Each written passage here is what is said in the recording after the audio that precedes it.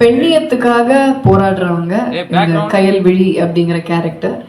So அந்த character அப்படி இருக்கிறதுனால படத்துலேயும் அது கொஞ்சம் இருக்கும். அண்ட் அவங்க இது நம்ம ஒரு 70s தான் காட்டுறோம். ஸோ அன்னைக்கு இருக்கிற அந்த ஒரு எரால அவங்க ரொம்ப ஒரு ஃபார்வர்ட் மைண்டடான பர்சன், ரொம்ப ஒரு போல்டான ஒரு பெண்.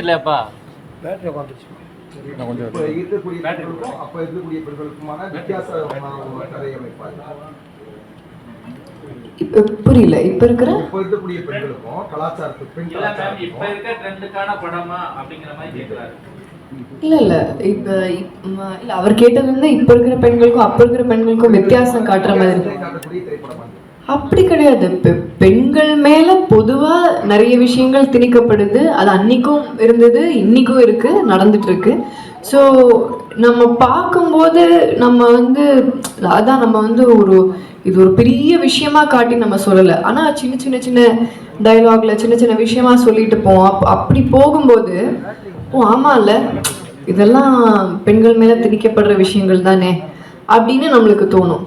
அதாவது படத்துல வந்து ஒரு டைலாக் ஒன்று சொல்லுவோம்.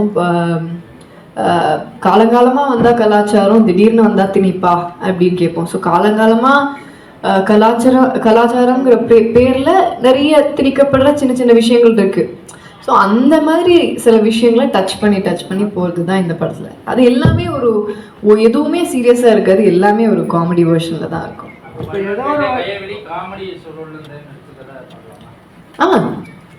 இது ஒரு full out and out comedy படம் தான் சார். இது ஃபுல் ஃப்ளெட்ஜ்டாக காமெடி தான். இது ஒரு காமெடி ட்ராமா தான். அரசியல் பேசப்படுது, உங்களை அரசியல்ல நீங்க எதிர்பார்க்க முடியுமா?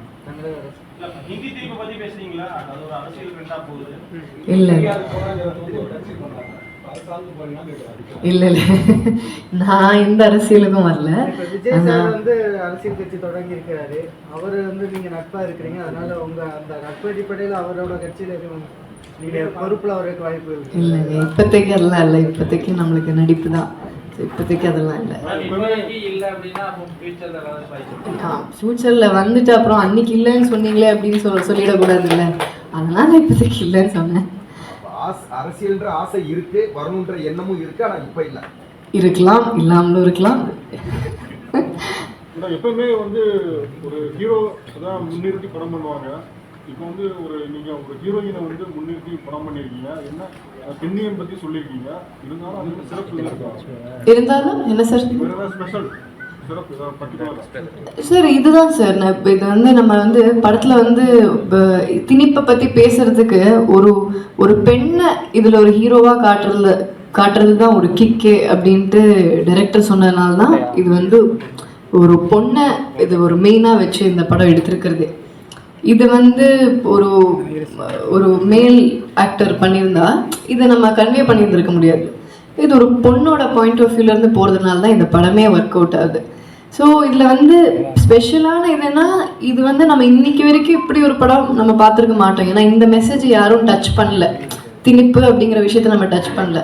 ஹிந்தியை பற்றி பேசும்போதும் நம்ம ஹிந்தி திணிப்பு கூடாது அப்படிங்கிறது தான் நம்ம சொல்கிறோம். ஸோ அந்த ஒரு விஷயத்த நம்ம எக்ஸாம்பிளாக எடுத்துக்கிறோம். அதை தவிர இந்த மாதிரி நிறைய சின்ன சின்ன திணிப்புகள் அது நீங்கள் பார்த்தீங்கன்னா புரியும்.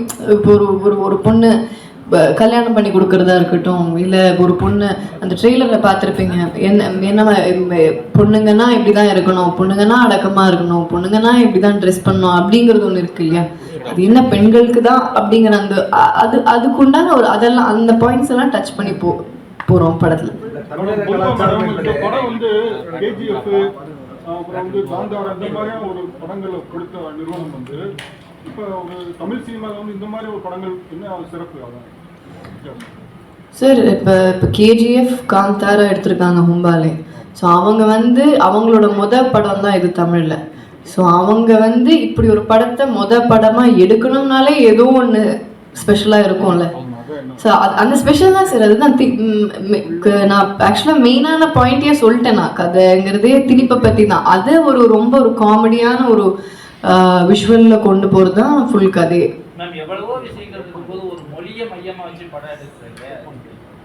சார் இது நம்ம ஊரில் மட்டும்தானே சார் இது பண்ண முடியும்.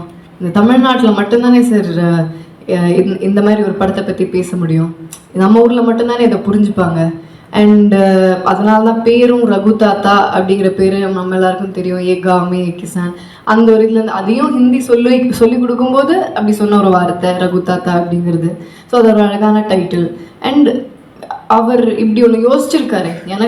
எனக்கு பார்க்கும்போது ஒருத்தர் வந்து சுமன் டைரக்டர் வந்து இப்படி ஒரு வித்தியாசமாக ஒன்று யோசிச்சு ஒன்று பண்ணியிருக்காருல்ல, அதாவது ஒரு மொழி, இது வந்து நம்ம யாருமே இதை டச் பண்ணாத ஒரு விஷயம், அதை டச் பண்ணி ஒன்று பண்ணியிருக்காருங்கும் போது அது ஒரு எனக்கு ஒரு ரொம்ப ஒரு ஸ்பெஷலான விஷயமா தான் எனக்கு தோணுது.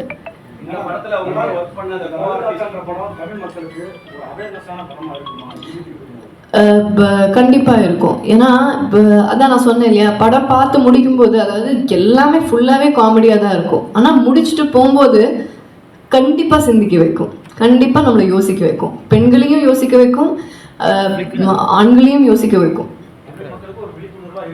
இருக்கும், கண்டிப்பா இருக்கும். ஒரு நடிகையா நீங்க பல மொழிகளில் திரைப்படங்கள் பண்ண வேண்டிய சூழ்நிலை வரும்.